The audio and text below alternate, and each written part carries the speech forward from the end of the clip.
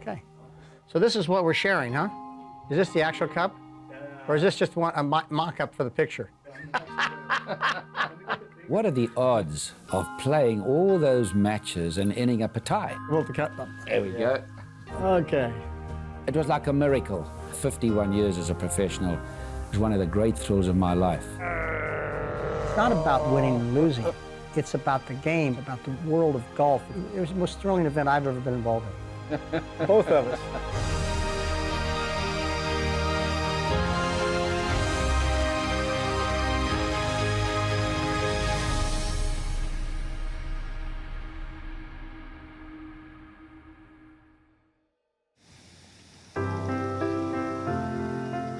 There are moments in sports that transcend, when the games we play mean more than just their results. The 2003 President's Cup continues to serve as one of those moments, a confluence of passion, conflict, politics, confusion, and ultimately, sportsmanship, all played in a strange land at the far ends of the earth. I just couldn't wait for the guys to get to South Africa. And I knew that the American guys, I knew it was a long flight, but once they got there, they were going to have a great time. South Africa was making great moves after our great father Mandela took over the country. And I just thought how fitting it would be to have a President's Cup there. The setting was just absolutely magnificent and at the right time. South Africa was less than a decade removed from the election of Nelson Mandela as its first black president in their first fully representative democratic elections. The wounds from nearly 50 years of apartheid still healing. We're still nation building, and this is a big deal for the country to unite and show the world that we can host big events. Hey, how are you? We had a private little get-together with President Mandela. He was in his charming self, really welcoming the Americans to our shores. Now you can shake hands now. Before you compete in the golf course. It was a wonderful occasion. Mandela had been a terrific leader. Ernie Els was obviously the player at the time for South Africa. So it was a big stage. It was a big thing. At the time, the President's Cup was beginning to find its way amidst golf's growing landscape. From its inception in 1994, the U.S. team had won 3 of the first 4 matches contested. And the American team in celebration. The first 2 or 3 cups started to look like it was very lopsided, and then that sort of changed in '98. And the international team, for the first time, has captured the President's Cup. I think it also, for all golfers at that level, sent a message that these matches mean a lot. They mean a lot in terms of the camaraderie, the sportsmanship of the game on a global basis. You've got players coming from all over the world to play in the President's Cup. And the audience around the world views it from a world team. It's an important event. It's a great event. I think it's grown in stature, and I think it will continue to grow. Part of that growth is bringing 24 of the planet's best golfers to new places. In 2003, the best of the best went by only one name.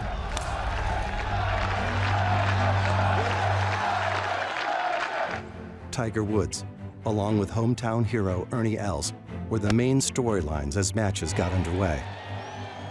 Especially to those in South Africa, who had waited a lifetime to catch a glimpse of the legend. The fact that Tiger came to Africa and played was just massive. I mean, it's hard to put into words just how big an icon Tiger was at that time. That was special to me to see Tiger in that time, because I've never thought I would see Tiger face to face. This is the guy I wanted to see ever in my life. He's right here. People came from all over South Africa to come and watch the event. So there was a huge buzz. And the fact that, you know, Tiger was coming, there was this expectation of this showdown of Tiger and Ernie, and you know how that rolled out.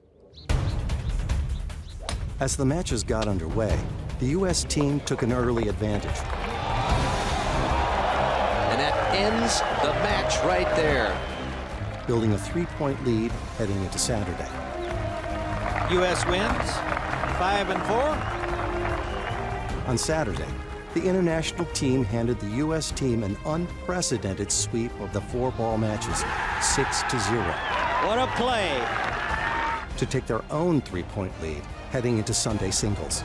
And once again, Ernie Els rises to the occasion. It is over at 16. We beat him quite convincingly on the Saturday. That Sunday at the singles, you know, it was all to play for. You know, we were in with a shot, and we knew the strength and the might of the American side, and they really showed it. This decisive Sunday in the 5th President's Cup, just a day removed from the first international sweep of a single session in the history of this event. The powerful U.S. team got off to a fast start Sunday morning with wins in 5 of their first 6 single matches. Yeah, and Jerry Kelly has gotten it done. But much like the rest of the week, the international team responded with some of their biggest stars winning big. 4 and 3, PJ Singh. Every time a U.S. team would win a match, 3 and 1 in favor of Furyk. The international team would win the next one. And he answers right on top. So when the marquee matchup of Woods and Els was won convincingly by the world's #1 player, that one is over. The matches were tied. The final match featured team stalwarts Davis Love III and Robert Allenby. Love held a slim 1-up lead as he stood over his second shot on the par 5 18th hole, needing only a half of the hole to win the President's Cup for the U.S. side. I knew exactly where we stood. Jack walked out there to talk to me, told me something about the green, don't go here, don't go there, and I really got lost in the moment of results. I made a bad swing. All I really needed to do was hit it over the green. I hit it short of the green. Love subsequently flubbed his chip into a difficult mound on the front of the green. He needs to make birdie to ensure winning the match, and he didn't. And I know Davis has 1,000 times said, you know, he'd like to have that shot over, but that's the way it goes. The hole would be conceded, the match halved, the teams miraculously tied with 17 points. In those team matches, everybody feels like they let the team down at some point. Somebody could have got a half a point somewhere that would have kept us out of that situation, but I was the guy that blew it that time, and I'll remember it forever. If you say what match will stick in your head for the rest of your life of 12 cups you played on, that moment of not winning my singles match will stick in my head forever. The 17-17 tie was the first in President's Cup history. And unlike the Ryder Cup, where tied matches would go to the team who currently held the cup, the President's Cup had a playoff format to decide the winner. I was hoping that we'd win, obviously, but I had this feeling there's going to be a tie. Earlier in the week, team captains Player and Nicholas had put names in an envelope for who would represent each side in the playoff. It says Tiger.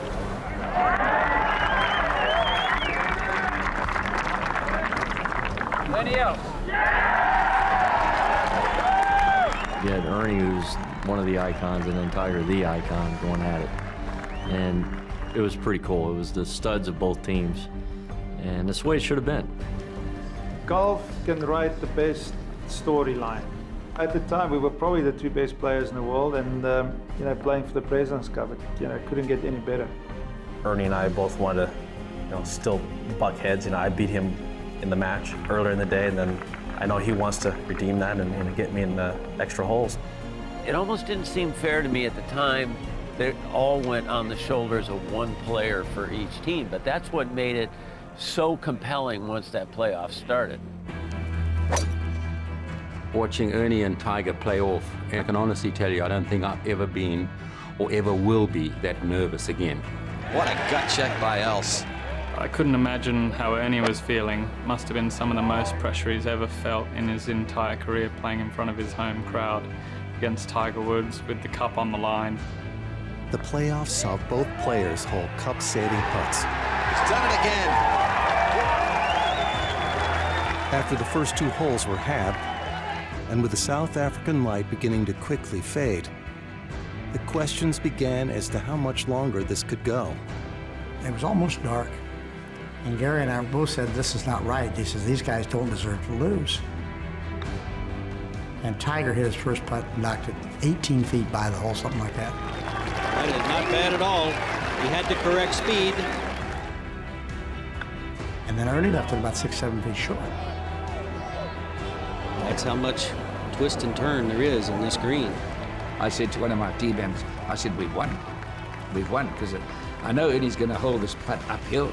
Tiger's was impossible. Well, as always, he knocked it right in the middle. How many times have we seen that scene? Tiger, fist bump, pointing at the hole, flashbulbs crackling in the waning light. Now all of a sudden, it's Ernie, and knocks right dead in the center of the cup. That's as it should be. The fact that they both made those 2 putts in the dark was just, still to this day, is one of the greatest things I ever saw in my life. Those were not easy putts.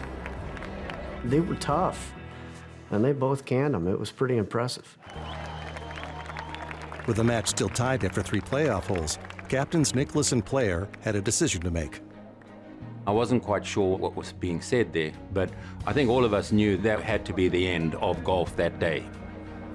Everybody looking at each other, the players, the caddies, the wives, and then looking over at the other guys on the other team, and everybody just kind of the unknown of what's going to happen. Let's go down to Mark Rolfing. For me, it was totally confusing because I was in between doing live interviews on television and also kind of helping to broker some agreement that could potentially occur. I was running out there and pushing Ernie towards the next tee, and it was getting dark really quickly. Just wanted to see a winner. My team was so pumped. They told me to get to the 18th tee again. They told me just go there. We got to keep going. You know, they wanted to win the cup. And I said, Jack, how can we have a winner and a loser? It would be a tragedy on an event like this. Gary and I both said, it's a tie. And so we called Tim Fincham. Tim, this has been a great event for Africa, for the President's Cup, and everybody walks away a winner now. And Tim says, well, if that's the case, he says, the way the rules read, he says, America retains the cup. Gary says, on we go. Gary's like, whoa, whoa, whoa, whoa, wait a second. Gary goes, no, no, no, we'll play. The international team was not too pleased about the idea of the tie. You can imagine, you know, this is now such a big event and there's such tension. Can we go on? Let us meet with our team. You meet with your team. We'll come up with it. Okay. Where's our team? Is our team here? I went over to the guys and the team. I said, fellas, what would you like to do? And I think we can walk away from here with nobody being a loser, and we can share the cup. Our guys feel that in the spirit of the game, and rather than U.S. retaining the cup, we share the cup. I think that's marvelous. Okay. That's the way we feel about it. When the U.S. side agreed that the cup would be shared, that's what kind of pushed it over the edge. They've said, which I think is a great gesture. I mean, it's a great gesture. We tie and we share the cup. They don't retain it. In the end, it was the right decision. At the time, it seemed a little painful, but looking back now, it was absolutely the right decision. I say that's great. Captain, well done. Well done. That's great. They made the right call. It was a shared cup and it made a bit of history, and it was a great way that it was shared with these two titans of the game, holding incredible putts in the dark to keep it all alive. It was arguably one of the biggest events it's ever had in the entire country. It was such a great day and a great event. It was a competition, but there's more to it than that. In the end, we always say it's good for the game, and I think it was good for the game. It was exciting. It's something we'll always remember being a part of, especially me. Gary and I are pretty good competitors. We compete a lot against each other. And we're both here raising each other's arm. Now, we both wanted to raise only our arm, but because of what the event was and what it meant and the spirit of what the event is, we were both happy to raise each other's arm. It's remarkable what a golf tournament can do for a country and can do for the human being. You couldn't have a script that was better. The best golf event I've ever been involved with anywhere in the world, still to this day.